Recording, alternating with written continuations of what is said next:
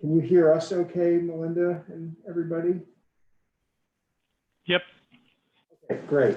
I'm just taking a second to get our projector screen going here. Apologies about the meeting link. It's the same Zoom ID every time, just if anybody's into bookmarking them, it's a static ID. Partially for that reason of having a little redundancy. 58,687. I'm going to give it just a couple minutes before we start because of the challenge. Folks finding the Zoom link. And since the Planning Commission numbers are outnumbered by by others at the moment. Matt, is that Chapin in there with you? Yes. Hi. And I do know that Ron and Jill will not be here tonight, and Kate was going to be coming in under the wire, back-to-back scheduling with puppy training. Fair enough. And have you heard from Shayla at all? I've not heard from Shayla.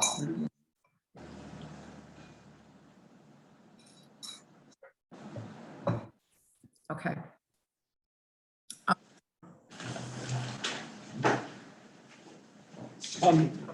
I can't see anything yet, Megan, so I don't know who else is on, but is this a good time just to say that I'm probably going to stay until 8 or 8:15 at the latest, and then go over to the select board meeting where they're talking about the energy coordinator and energy committee scheduled for 8:15.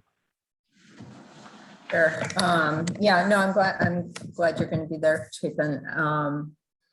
And why don't we see how our timing looks? And I have a couple things that I'd like to propose. So, Matt, I just want to check in with you before we officially start the meeting. The items that we were discussing earlier, would that be acceptable as a public comment, or should that go under new business? I think it's okay as a public comment. Okay, that's great. Well, let's go ahead and open the meeting. Recognizing we have 3 out of our 7 planning commissioners here. The first item is the minutes, approval for minutes, but we can't actually vote on that because we don't have a quorum. So shall we table that for the moment? Oh, I'm sorry. I see. Yeah, you do minutes after public comment. I get confused on what what order we're going in. So, but I am going to propose that we table the minutes for the moment, since we can't really vote on them. For future reference, I was fine with the minutes. Okay, awesome. That's great. Yeah, they looked fine to me too, but let's hold off and maybe other members join us and we can create a quorum. If not, we'll vote next time. Okay, so the public comment period then, are there comments from the public that are items that are not on the agenda that anyone would like to share? We do have a couple extra folks here today, Regina and Simon. Yeah, I'd like to make one brief comment if I can, Megan. Sure. I just would like to welcome Simon to the meeting and introduce him to all of you as our new planning technician. Simon started on Monday, and he comes to us from his previous position as a campus planner for UMass Boston and prior planning experience and education in the UK. So really happy to have him here on board. You'll be seeing as much of him as I can get in front of all of our various boards and committees, so he gets introduced to the community and up and running. And we're really glad to have the staff back up to full strength again, and glad to have Simon with us.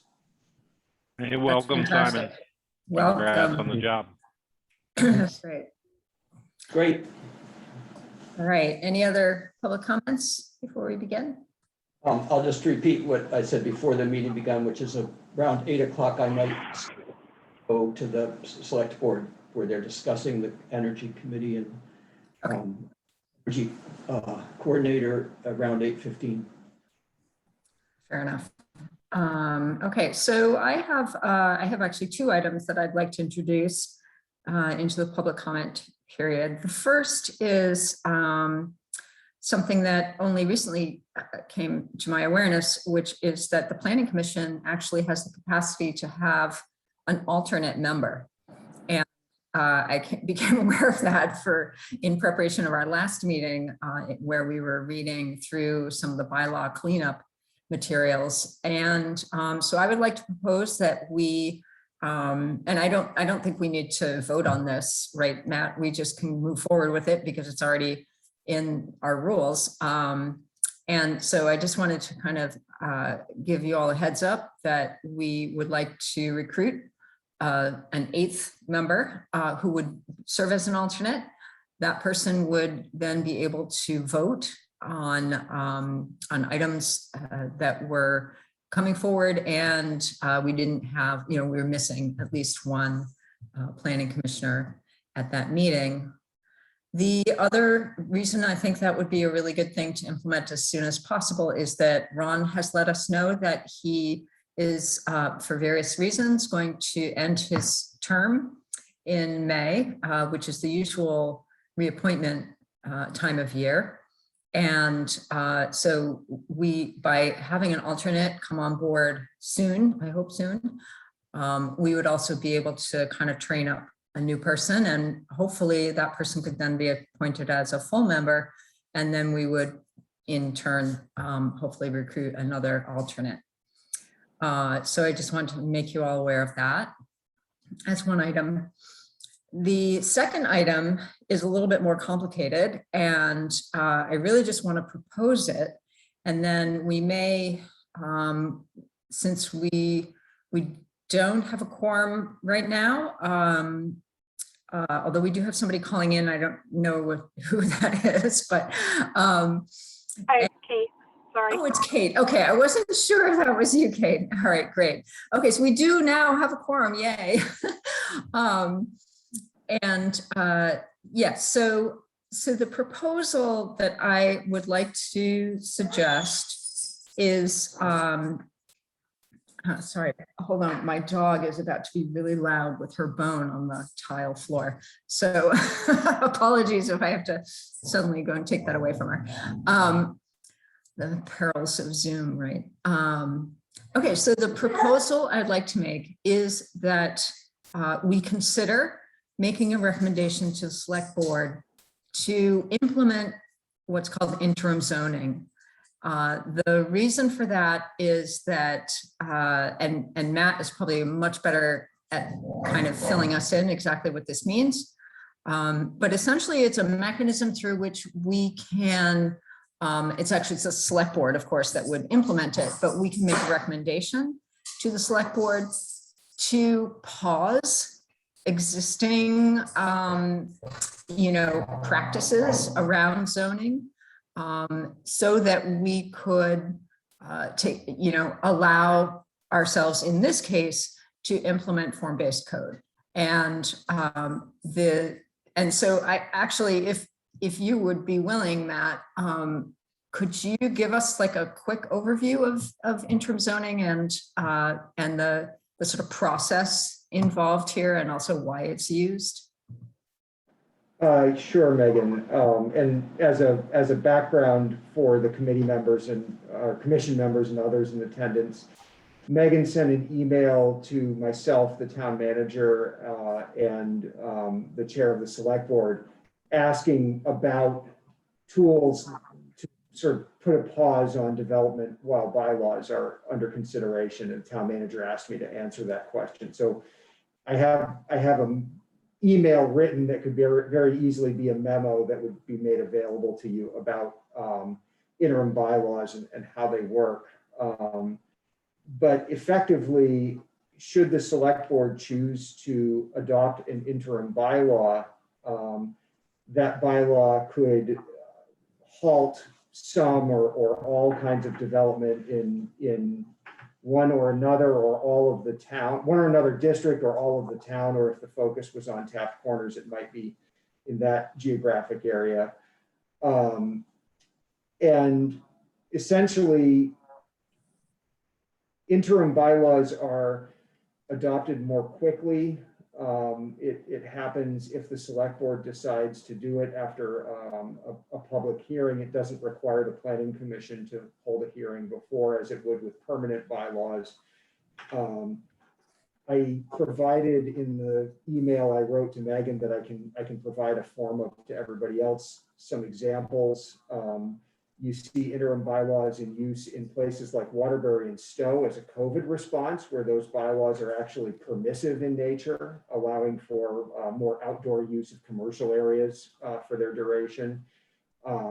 You see places like South Burlington, where I live, where there have been interim bylaws in place for, it'll be 3 years before they go away, that essentially don't allow new subdivisions and planned residential developments to go forward in a portion of South Burlington while the Planning Commission works on development standards for that part of town. So when Megan asked the question of me, it was in the vein of, you know, putting a pause or a moratorium on certain kinds of development while the town works on its rules. The parallel there is probably more like South Burlington than like the Waterbury or Stowe examples.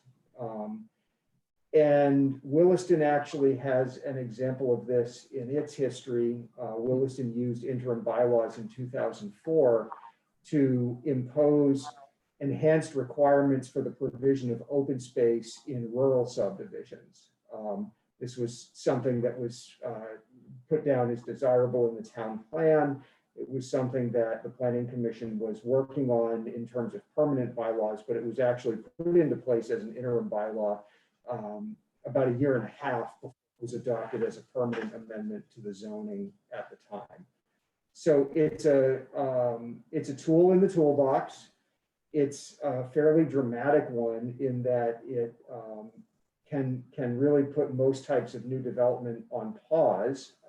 And you know, we have projects coming in the door all the time, as the commission knows. So there's you know, absent something like interim bylaws, a proposal has the benefit of the bylaws under which it's submitted, at least at the discretionary permit, fairly refined level in our bylaws. Under interim zoning, you might craft something that stops some of those things until such time as new rules can be adopted. Interim bylaws under statute can last for 2 years or until they're repealed by the select board. They can also be extended for a 3rd year, which is what's happening in South Burlington right now. So that's very brief. Honestly, Regina Mahoney from the CCRPC probably knows more about them than I do, because a lot of my knowledge comes from reading statute Friday and this morning in preparation for trying to answer any questions about it. So feel free to jump in, Regina, if I've missed a critical point. Yeah, the only thing that I would add, well, 2 things I would add. One, statute does sort of, the way that it's defined, or I should say, the way that it is enabled is that it's because of some kind of emergency measure that the town feels like they need to take. So just a heads up that you'd have to really describe and explain why this is an emergency step that you need to take. And secondarily, I will just sort of say that the way that it works in practice typically is that it's not necessarily stopping or pausing development. It's really creating an additional process that's pretty intensive. And it essentially means that applications still need to be processed. Typically, they're processed under the existing code as well as the interim code. And the select board actually has the authority to approve development under it. So we have commonly always thought of it as a moratorium in the sense that it does pause development. In actuality, it doesn't really quite work that way, but it certainly creates a lot more process. And really what's going in front of the select board for an approval process is can be a bit more in line with what you would like to see ultimately, but again, the intent and purpose in statute is really to address an emergency measure. And I would say, as an example, your wastewater treatment plant is failing or something like that, and so you've got to have some breaks in place in order to prevent things from continuing to hook up to the system, as an example. Great. That's Hey, really helpful. I'm so Regina. sorry. This is Shayla. Can you hear me? Hi, Shayla. Yeah. Hi. I apologize. I'm on the phone, so of course I can't raise my hand. But is there a way to do it so that it's only large projects or of a certain size that need to do that extra step? Do it by zoning It district. sounds like it might be more about the zone or the district that projects are in. Is that correct, Matt? It's usually keyed to a zoning district. If they're, in the case of Williston's experience, it was specifically enacted to apply to subdivisions. So there were other permit activities in that district that it did not apply to. So it kind of depends. And, in my conversation with the town manager about, the potential use of this tool or recommendation of use of this tool, we'd also highly recommend that any proposed interim zoning be reviewed by town council to make sure it's in line with statute and any case law, particularly around those issues of scope and applicability. Mhm. Okay, that's really helpful. And Regina, I wasn't aware of the emergency qualifications, so that's really helpful to know too. And my proposal is really first and foremost that we talk about it and consider it. And if you've read the past week or so of Front Porch Forum, you can probably guess where some of my, the root of some of my motivation for suggesting we at least consider this. There's a lot of dismay and construction fatigue right now, which I totally understand. I think some of it is, some of the Front Porch Forum posts are, just reflect a lack of broader understanding of the process. And, some of them are kind of harsh on those of us serving in a volunteer capacity, but I'm trying to let that aside and recognize that the underlying issues are that people are seeing a lot of construction going on right now and feel like things are out of control, to feel like they don't have any input, and simultaneously we're trying to write and then implement form-based code. And we are seeing, literally day to day, projects coming in that are, would really be much better under form-based code. And as it stands, they might end up, the developer might even end up kind of switching horses in midstream because based on the timing of when things get implemented for form-based code. So I wanted to at least float this as an idea. Obviously, it's really up to the select board. They may not agree that it's a worthy cause. They may not want to take on the extra work involved. And they will undoubtedly have a lot of questions about it, as they should. And as Matt said, there would be a public hearing. So that said, I would really just love to spend a moment hearing your feedback. I see Alex has his hand up, and then, after Alex, we can just kind of have a conversation about this. Oh, sorry, I see Chapin vaguely waving. It's really hard for me to see that tiny little hand. So Alex and then Chapin, go ahead, Alex. Yeah, sure. Megan, so I'm not familiar with the posts from Porch Forum posts that you mentioned. I'm not actually a member, so I'd love a little more detail. Many of them titled development. I think somebody is probably gathering them. I hope somebody's gathering them. Is somebody gathering them and can distribute them for those of us who missed it? I don't think they have a website. Yeah, you can look at the email. You can look at the archives You can. from Porch Forum and search on keywords. So Okay. the past week. I'll try to look that up. It strikes me like my first reaction to what you said is I just wonder, one, is this whole board sort of the mind that, we should even be stopping development, right? I wasn't aware of anything going on specifically that was sort of in need of being stopped, especially on an emergency basis. But then again, I haven't seen some of these comments, right? So maybe that might sway me, right? So, I'd love to hear from others on the board, but what really pops out to me is if we get in a position of trying to pass an emergency order and you have people who purchased properties or leased properties to build on and submitted plans, and they find out that there's some wait between a few months and a few years that's potentially in front of them that they didn't expect based on an emergency order, wouldn't we expect that to be challenged legally? Like, is this something we're opening ourselves up to a, completely random example, but like, I believe it's Snyder who submitted plans to redevelop the Essex Alliance Church property. The amount of time you sit on a development like that is money, right? So like, have we thought about the other side of this?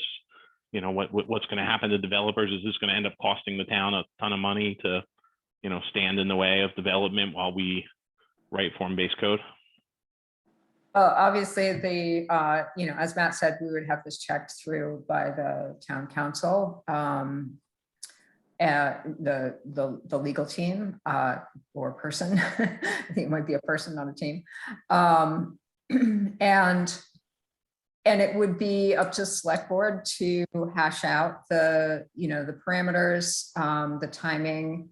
My thought is that it would be a quite brief period until we could fully implement form-based code, get it approved, and then move forward. So, if I don't know what Matt's most recent thoughts are on the form-based code implementation, but things tend to happen at the 4 to 6 month time frame. So, could we have a kind of a slowdown of of proposed projects, many of which would have to wait through growth management process in March anyway, and then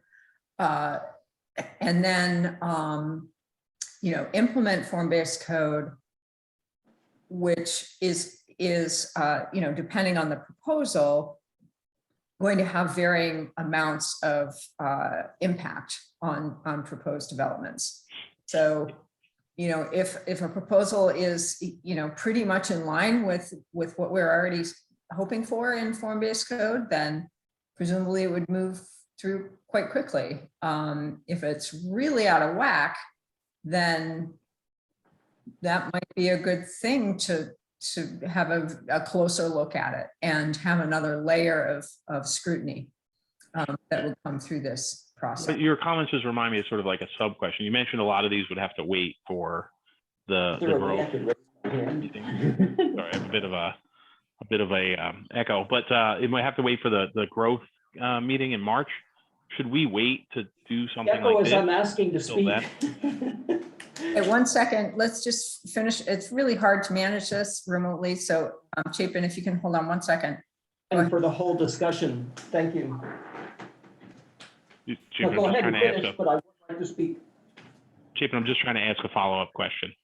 So just a thought, which is maybe it is best if these projects are already going to have to wait for that, to wait to pass an order like this until we find out we need it, and closer to that March deadline, right? Like to just think about sort of if there's already a natural delay that's going to buy us, 4 or 5 months, maybe it's smarter to think about an emergency order on the far end of that if we really are in sort of an emergency situation. But anyway, Okay, well, fine. I'm gonna deflect that to Matt, but let's hear from Chapin. Okay, so I've been around a long time, and we had interim zoning back around 1990 as well. And there was a project to develop the land behind the town hall that had failed to be approved by the DRB previously. And that developer came in and put that application in again during interim zoning, figuring it another chance.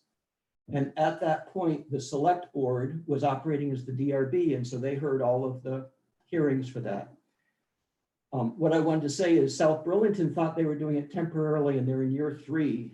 It's very hard to manage, but I do think interim zoning is worth us considering, given that we are in the middle of working on zoning for Taft Corners, and we have 2 major projects that change what could happen there significantly come in right as we are in that process. And that's what the point of interim zoning to me is, to have the additional layer for projects that come in while the zoning is in transition, so that we work cooperatively with the developers to make it work under the new zoning, if at all possible. And so I would just say, yes, we should do it, and we should limit it to Taft Corners, but we should first, I've had experience with it, but I think we want our staff to report to us how we would do it and what we would do and what the purpose is. But I think it's a great idea for Taft Corners while we're developing form-based code, but it puts pressure on us to move much faster on developing the code than we otherwise would feel. Megan, Shayla. Yeah, go ahead, Shayla.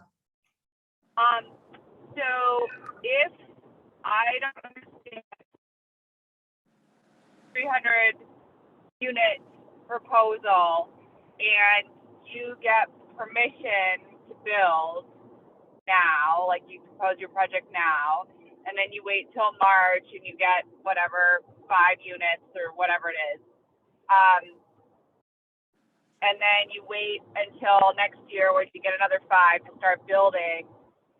Matt, what rules are you operating under if at that point we have form-based code implemented? Are you working under the law for when you are breaking ground and building, or are you working under the law for when your project was approved? Yeah, that's a great question. Matt, can you answer that one? I don't know that I can answer it completely, both because the mechanics of what might actually be adopted under an interim bylaw could impact that. And then just because of the issues around growth management and the allocation system. So when we're talking about a residential project, it needs to obtain some allocation, some right to build some number of dwelling units through the system that is operated on a once-a-year basis in March. And that happens before an applicant files a discretionary permit. Typically, large projects with lots of units cannot get all of their allocation in one application. And what we've advised folks to do in that scenario is that they can file for their discretionary permit, and that's when they vest in the bylaws, for a phase of the project that reflects the residential allocation they got. So you have a 100 unit project, you receive 50 units of residential allocation, you file a discretionary permit that's full engineering for the first phase of your project such that you could build those units that you received. And it's a little more complicated than that. Somebody might, for example, do that first phase fully planned, but they might also plat out their roads in the entire subdivision. They might identify potential future public spaces or building footprints that are beyond that residential phase. But they would have to go through that pre-application, allocation, and discretionary permit cycle in subsequent years for subsequent phases of the project.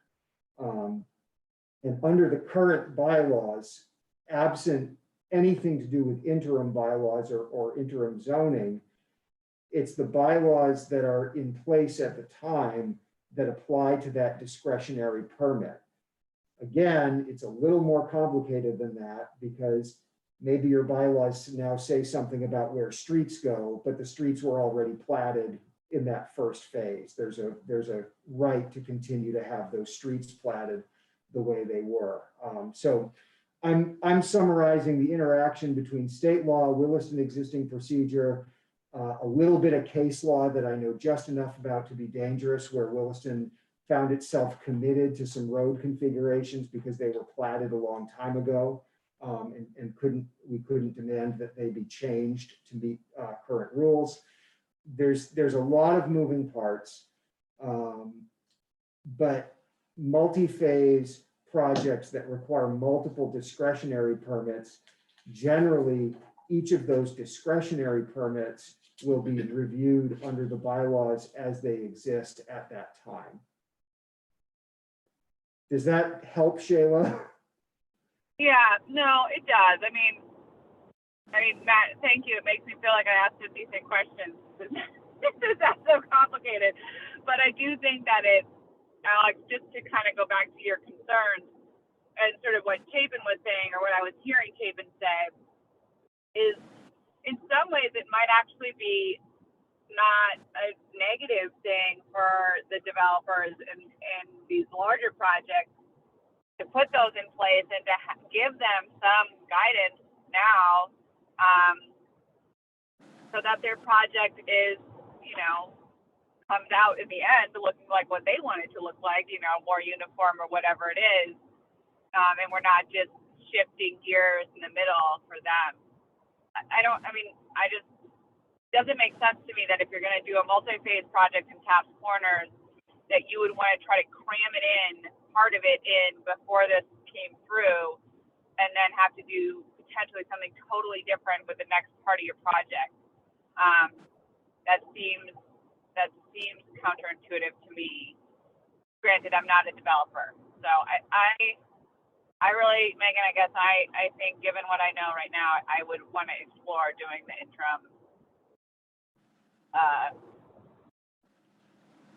moving forward with some sort of interim bylaw. Okay, thank you, Shayla. And thanks for that great question. Yes, it was a good question. And Kate, do you have any thoughts that you'd like to share? No, not at this time. Sorry, I think I kind of missed what you said.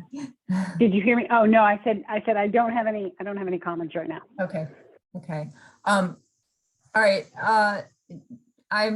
I would love to be able to. I'm sorry, Alex. Did you have another question? Your hand is up, and I don't know if it's an old hand. Okay. Old hand. Sorry. All right.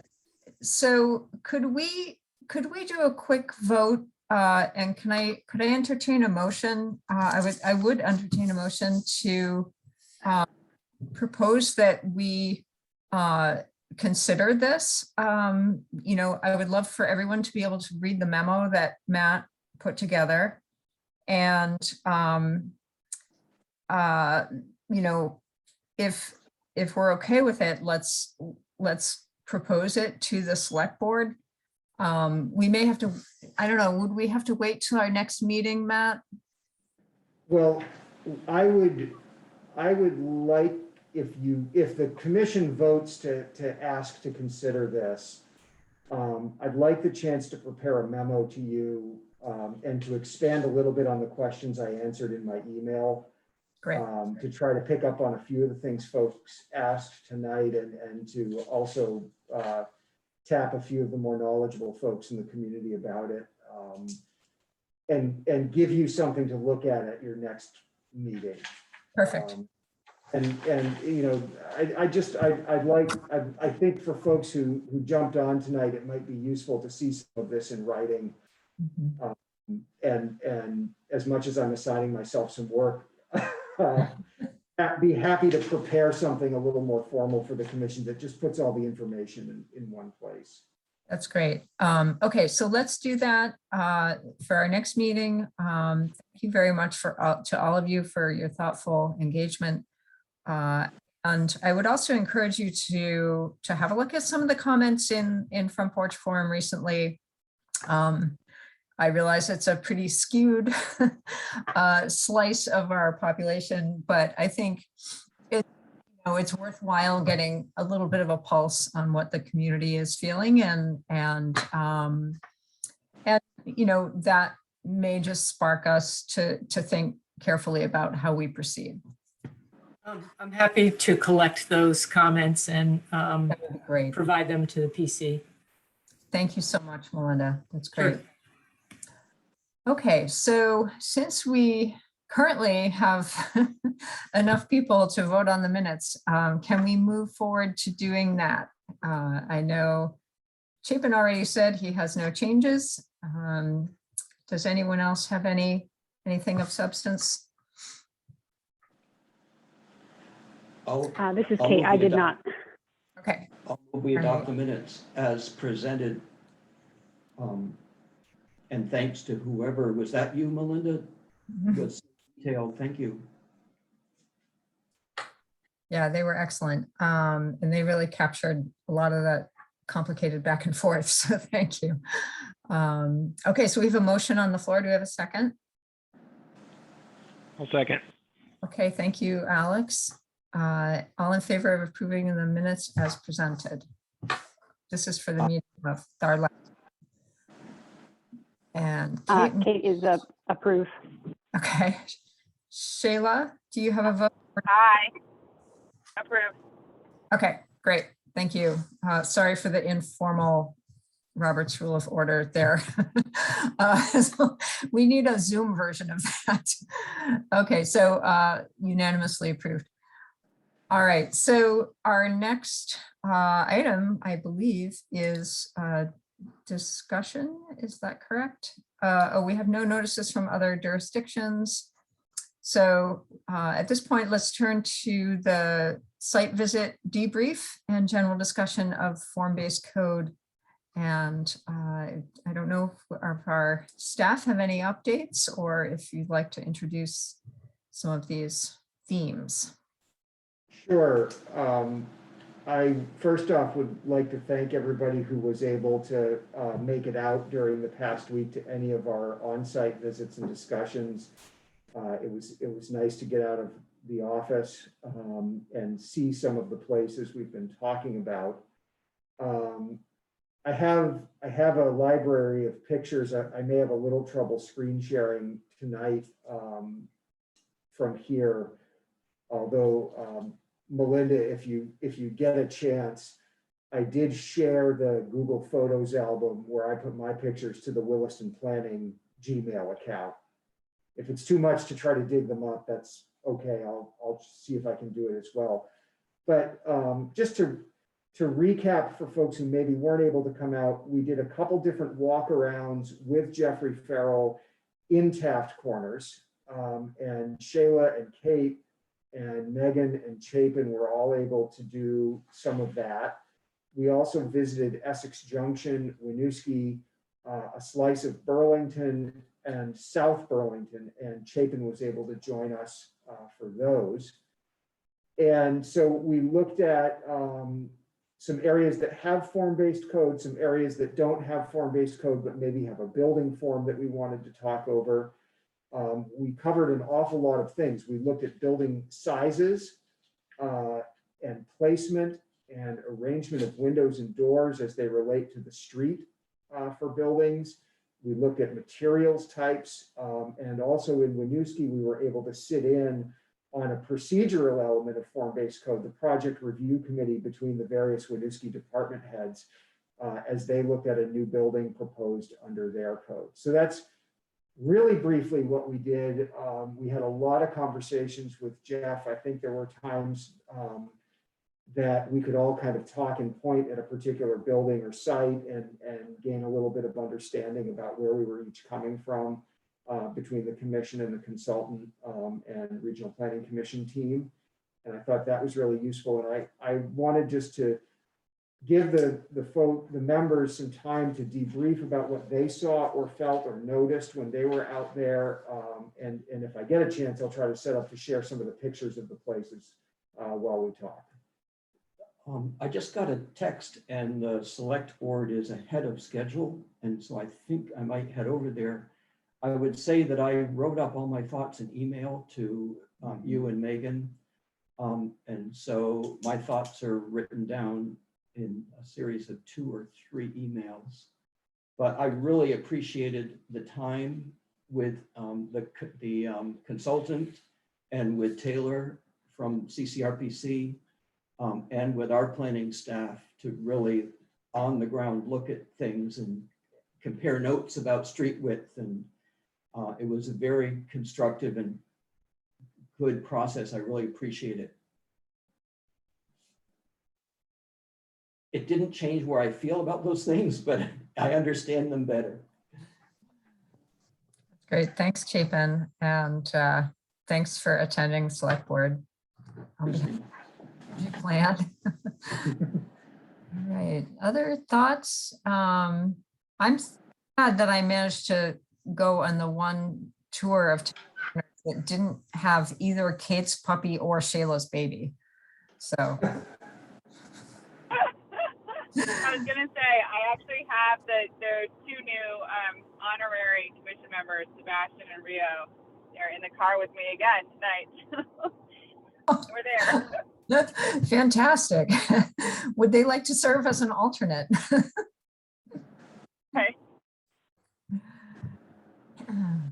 So other thoughts from the walk around or from meeting with Jeff or any of those materials?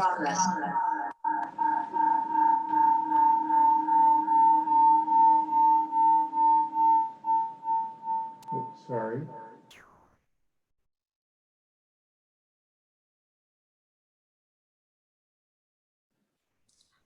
Okay, that was awful. Even my dog is upset. Okay, so now that we've gotten rid of the crazy echo, Shayla or Kate or Alex, I realize you weren't able to join the walk around, but if you have other thoughts about now having seen a little bit more form-based code in action. No, nothing to share. Unfortunately, I got sick this weekend. So Oh yeah, I couldn't sorry, make it. feeling better. Thanks. Megan, I guess one of the things that I talked about that I don't think we talked about as a group before, very briefly, was sort of what we could and couldn't include in terms of like windows and symmetry, and talking with Jeff a little bit about what are some of the things that I don't like about the buildings that are going up now, and I think it was helpful to talk to him about we can't really put in like you have to make things at least moderately symmetrical, but we could influence that with the images that we include sort of alongside the actual words in the law, and that can be very influential to developers, in addition to what the law actually says. And Kate, I was thinking of you and our mutual frustration with sort of the style and look of Finney Crossing and what that would mean, and how we could try to be really clear about what we're looking at, not just in the words, but also using those accompanying images. And I just hadn't put importance on that previously, so I think that that's an important thing to do and look into. Thanks, Shayla. That's great to hear your thoughts on that. How about you, Kate? What were your thoughts or reactions? Unfortunately, I didn't get to be there as long as I wanted. There's lots of stuff happening, but I thought it was a great experience to be able to go out there and actually see the stuff that we talk about all the time. And just kind of the differences between Penny Crossing and Cottonwood and what we can do and what we can't do. And I thought it was valuable for sure, but I wasn't able to spend enough time. That was my only issue. So I feel like I didn't get too much value. I can't get too much value out of it, but I thought it was excellent. So. Okay, thanks. I'll just share really quickly a couple of thoughts from my side, my perspective. One of the things we talked a lot about on the walkabout piece that I was there for, which was Saturday morning, the first Saturday morning walk, was about pitched roofs for one thing, and our desire to see more of them, and ideally even perhaps the default to be pitched roof. And within that category, also thinking, and this is, I'm going to kind of represent something that Chapin was very interested in, which is allowing for the capacity for solar on roofs would pretty much mean that, introduces some ideal configurations. For instance, that the ridge pole would run east-west rather than north-south, so that you have a big open kind of south-facing side of the roof for rooftop solar. And then also things like, not interrupting that with too many gables and that sort of thing. Apparently, I don't know, maybe one of you knowledgeable planning staff folks can fill us in, but I heard about some places that have requirements for buildings to be like solar ready, whatever that means. And I don't know if we have that here for rooftop solar, the idea being that even if you don't build it into the original, that it is an easy conversion. So I don't know if anybody wants to weigh in on that. Matt, do you know anything about that? I don't know about solar ready buildings. I know under Act 250, for example, there's EV ready or EV charger ready requirements for parking areas, where you run the conduit, right, even if you're not going to put the charger in. But, there's something that came up in our conversation about solar on site as well, which is how much of it can the town really require, and at what point does it fall into the realm of the Public Utility Commission? Yeah, we certainly incentivize renewable energy production and could continue to do that either through growth management or some other tool as well. And I do have pictures up that I can share, Megan, if great. Yeah. I've got at least one that I think could maybe spark some conversation, because I think it's one everybody knows about and remembers. And then I can kind of shuffle between things if people remember particular places we went. I just might lose my gallery view when I go to share. So let me know if you want it stopped. Okay, just keeping in mind that Kate and Shayla can't see this, so. I will describe what I'm showing, and the intent great. is not a deluge of them. What I wanted to show was the big Finney apartment building that we all sort of know and love. And I have a really good picture that sort of shows that north-facing street with a bunch of us standing out talking by it. Here we go. So Shayla and Kate, I'm showing the shadowed north side of the reddish colored large building at Finney Crossing. Kate, I don't think you got over here, but I think the rest of us did. And what I wanted to bring up about this building, because I think it's one of the more prominent ones in the project. It's one of the ones that certainly we get some of the most negative citizen feedback about. It's big, it's flat, it's Soviet in appearance, et cetera. Those are the sorts of things people say. So we spent some time with a couple of our tour groups talking with Jeff Farrell about a building like this and what a form-based code might require of a building like this that isn't present here. So one of the things about this building is it's quite long. It's hard to see in this picture, but Taylor from the CCRPC is in the picture with the measuring wheel, and I think it was in excess of 200 feet long, if I remember correctly. So one of the things Jeff Farrell's looking at in the draft form-based code is a maximum allowed width of any one building. And that sort of standard could require a building like this to be broken into at least 2, if not 3 separate buildings. They might be quite close to one another, but they would be distinct from one another.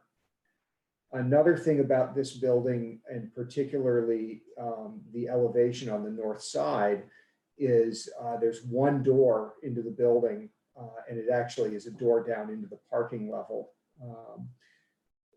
Jeff's draft that he's working on for the form-based code is usually going to require an entrance to every building every 60 to 80 feet. And this is one of those levers we talk about the Planning Commission being able to pull in terms of what might be appropriate in the growth center or different parts of the growth center. But suffice to say, the draft code would require more entrances onto the street from this building so that it interacts with the sidewalk and the streetscape.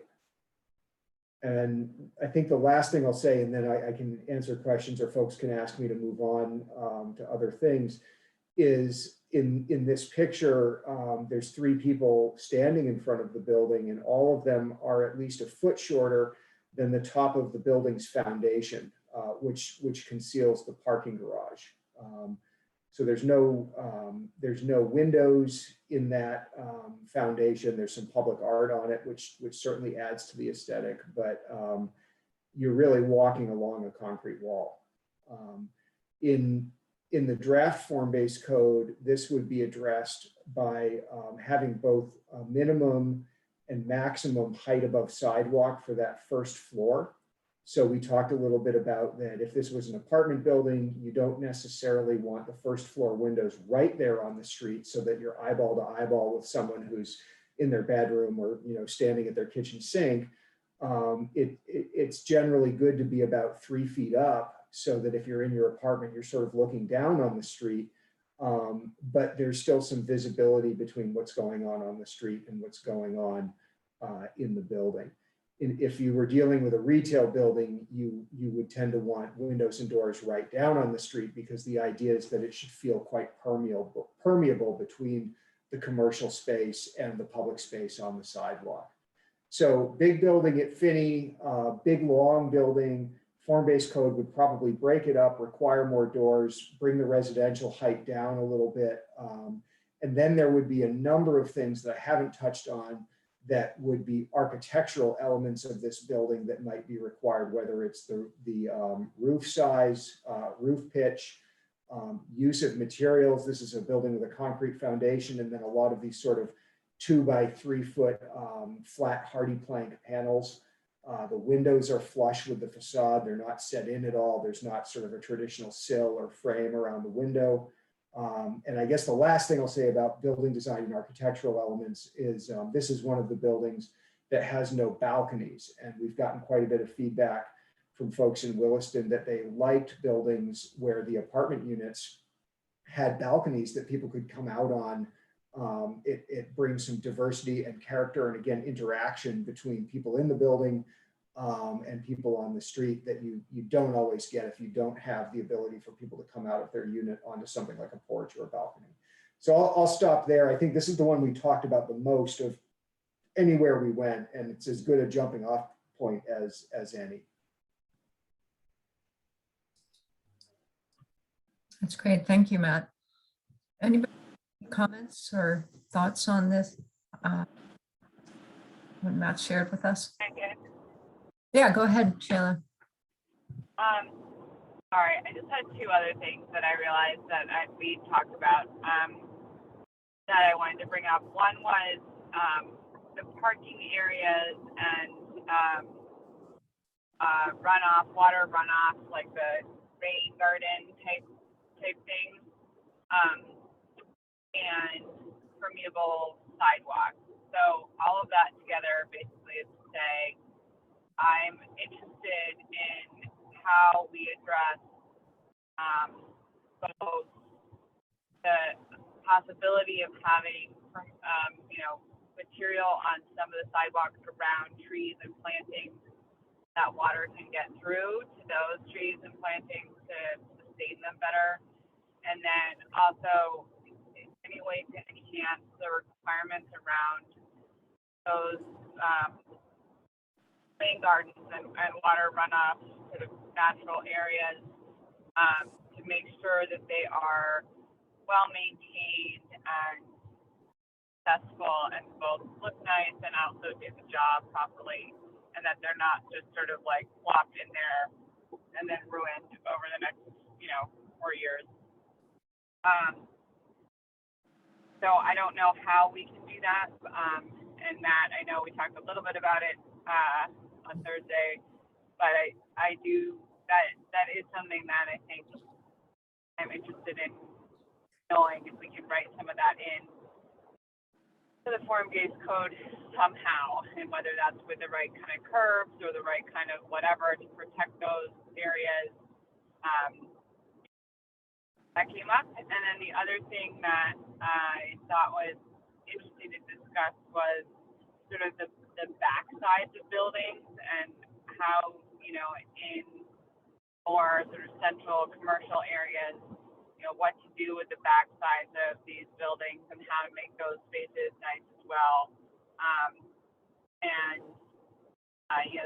We focus so much on the front and the facade, and that's also important. And I think Jeff had some interesting ideas just about making sure that was included in the code, not just the streets. That's it. Yeah, great observations, Shayla. Thank you. Yeah, I especially am concerned about the backsides of buildings when we see things like, I think in my opinion, Healthy Living did a pretty good job, but there are still some pretty big blank walls facing Route 2, which is kind of unfortunate because that's, where the flow is. And so I really appreciate that you raised that question, and I look forward to seeing what might be in the draft about that. Matt, do you want to respond or extend this conversation? Well, one thing about the backs of buildings, I think something that has really been brought home for me, I don't know why it took this long, but working through the vision and then into some of the draft regulatory elements of this bylaw change, including the regulating plan, the draft really requires the creation of blocks of streets where the backs of buildings are in alleys. In other words, car access to buildings happens at the back through some kind of an alley that may be shared with the back of a building that fronts on the other side of the block most often. And something about this building that we have the photograph up of is we're standing on the side of the building that doesn't face the parking lot. The side that faces the parking lot in this case is a little more ornate, has a bigger entry feature and some other things, a little more landscaping and a little more green area between the building and the sidewalk.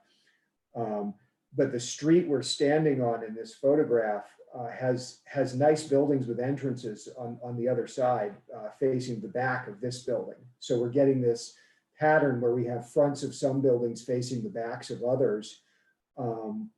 And so the street we're on here, which could be a little more activated with things like windows and doors from this building facing windows and doors and entries on the other side of the street, isn't. So all of which is just a long way of saying, remember that the form-based code is built on the backbone of a regulating plan, and the regulating plan is all about the creation of walkable blocks that have buildings facing out on them to create that outdoor room that you get on both sides of the street.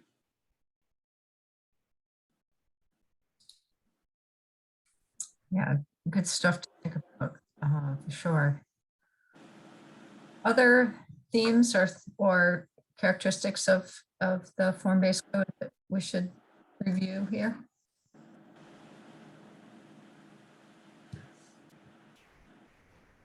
Regina, did you want to, oh, thank you, Alex. Thanks for attending. I think we're probably going to wrap up fairly soon anyway.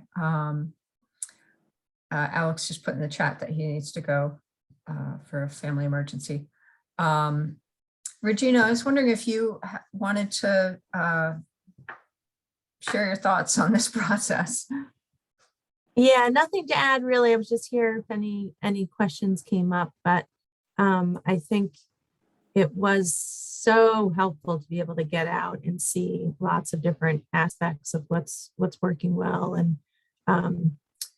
what can be improved. And I think the code really is going to be able to bring you folks much closer to what you want to see out there, which I think will be really, really helpful. You know, there are always different specific things to tweak here and there, but just even what Matt laid out in, you know, they're not enormous changes in the regulations to just sort of lay that kind of stuff out, and it'll make a really big difference for what you're going to see. So I'm pretty excited and looking forward to seeing this move forward. Okay, great. Thank you. Matt, was there anything else that you wanted to share or alert us to? Sure. Let me go back to the menu of photographs, and I just want to touch on a couple of things that we talked about. The big building at Finney was a big one. There were a few other things in Taft Corners that I think we talked about. All of our groups spent some time over by Wright Avenue, where there's not a full street yet, and where the Main Street rendering was done in the vision. We talked quite a bit about that. I did want to, just for anybody who's interested, and I'll make these photos available to the commission in some way or another. We looked at row homes along Market Street in South Burlington. That's the picture I'm showing right now. This is close to the Route 116 side of Market Street. I've talked about these a lot. They're around the corner from my house. I see them a lot. Talked a little bit about the way the porches here step down to the street. Some of these are a little more elevated above the street than you might want. They are dealing with a little bit of a grade. And Jeff talked a little bit about an architectural standard that would require the porch and stair area to be more enclosed, even if it was just with lattice or something, to help make the building feel a little less like it was floating up in the air. Market Street also is where you can see the new South Burlington City Hall. Has a nice balcony that I took some pictures from, but I'll bring this one up just to show you the street of Market Street. So you see in this picture, I'm looking down at a crosswalk across Market Street. The vehicle lanes are definitely not 11 feet wide here. They're probably more like 10 feet. I don't remember, Regina, if we had Taylor paste that off. I think we did, but I don't remember what he came up with. I can't remember either. I bet they're 10 at most. Yeah, so you see these islands in the street, and Shayla, some of your conversation about integrating some stormwater treatment and permeability into the site is happening here. So big curved bulb outs protecting a crosswalk that comes across to the city hall and library. Streets and street trees and a continuous planting strip with tree wells and brick in between. But Jeff Farrell noted a lot of times that the soil for these trees is probably actually continuous under those pavers, and that when you let the trees interact with one another through the soil, it's actually more beneficial than just having each one in a little tree well. And really a lot of green brought out to the street in this pattern, even though it's not a continuous belt of green. And I didn't quite capture it. I'll have to go back and see if this was a live photo on my phone, but I have two cars in this street passing one another. This is a really popular cut through street because it is between Dorset Street and 116. I'd love to tell you that it's really greatly reduced vehicle speeds, but without a lot of cars parked on the street just yet, vehicle speeds are still a little high. So that's what I wanted to say, I think, mostly about South Burlington. We spent quite a lot of time at Bayberry. This is the former SD Ireland plant in Burlington off of Patchen Road. And I have a couple of pictures of Bayberry. I'll just do these quickly. In the background of this one, and a little bit in the foreground on the right, are some 4-story apartment buildings in Bayberry. There's a sort of a fake pitched roof element to these buildings. In other words, there's a well in the middle of them that's flat and contains most of the mechanical. The dormers on top of the pitched roof on these are kind of puny looking. They're not functional.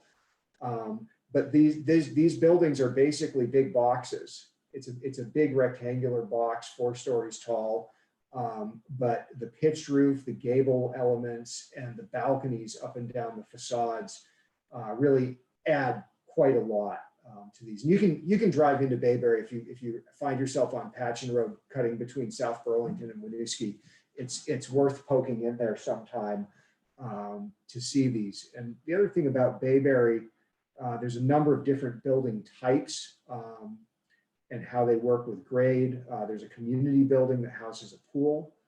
And all of the material here that's not brick on all of the buildings in Bayberry, it looks like clapboard and shingle, is vinyl, which has been a really dirty word in Williston for a long time. Sorry, that's not Bayberry. Vinyl is prohibited in Finney Crossing, for example. So I wanted to talk a little bit about that. We looked at a couple different buildings in Winooski. This was one. This is a 4-story building, ground floor commercial, 3 stories of residential up. I think opinions on this one was that it felt really flat or sort of minimal in terms of the facade being stepped in and out. It's got some of those large hardy plank panels, the gray elements on this building that folks didn't like in Finney. And the other thing I want to say about this one is we were looking at Winooski Main Street, and we spent some time with the Winooski staff looking at how Main Street is about to be rebuilt. So the thing to remember here is, you've got big wide travel lanes on Winooski Main Street right now, as wide as I think 22 feet, we said at one point. And the rebuild adds several feet of sidewalk and lights and street trees to the frontage of the buildings on Main Street in Winooski. It adds a parking protected bike lane. In other words, you have a travel lane and then a parking lane and then a bike lane before you get to the sidewalk. And some other things that will really sort of flesh out the vision in Winooski. And the thing is, if you want to see a lot of brand new buildings and buildings under construction under a form-based code, man, Winooski's the place to go do that right now because there's just so much happening so quickly there. We also looked in Essex Junction. I'll bring up, this is a 4-story brick building with a really big, prominent white cornice around the top of the elevation.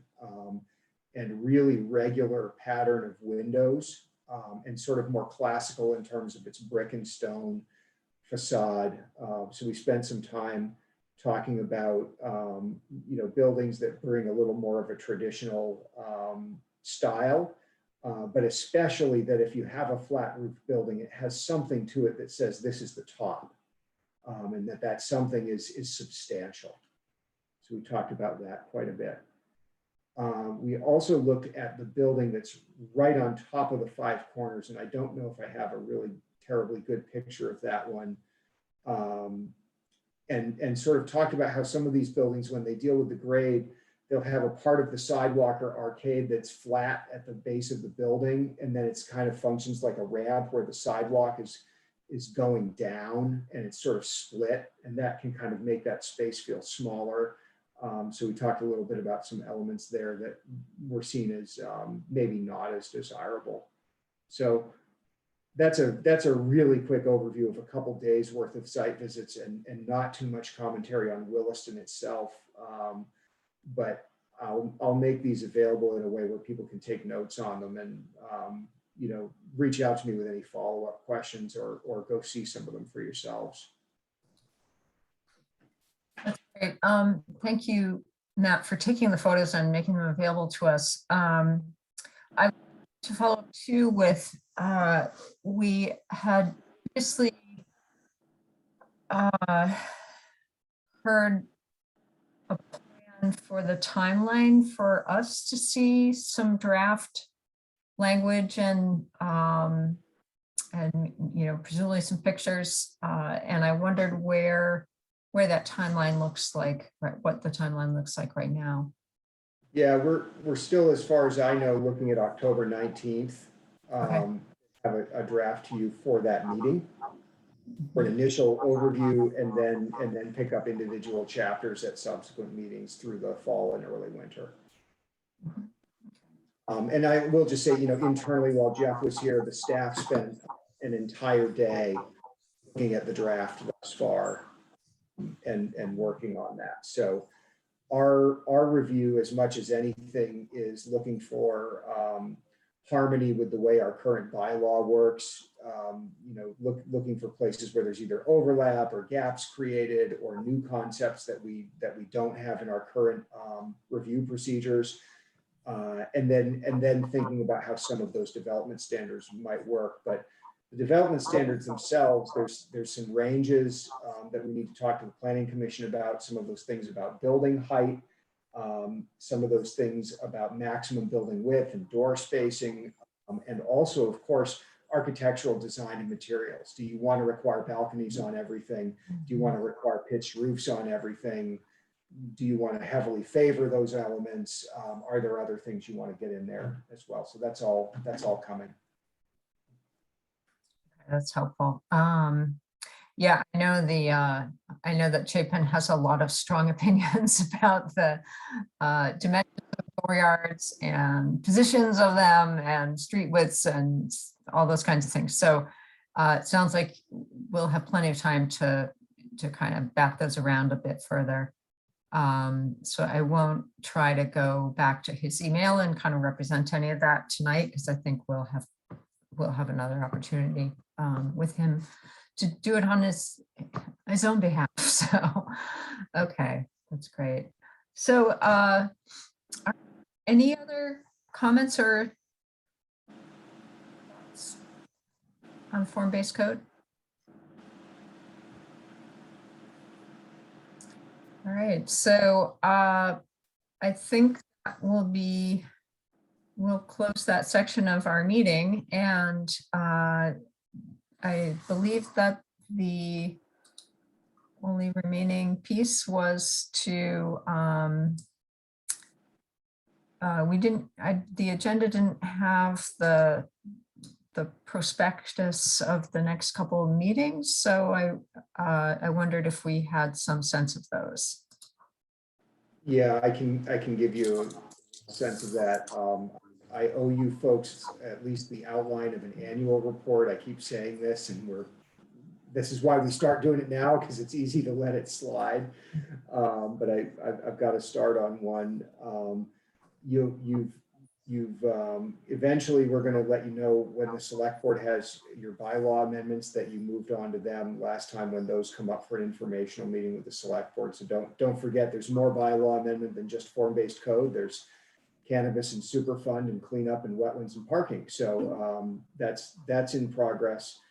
And I also have a little bit of information about how the town will be handling prioritizing spending ARPA money.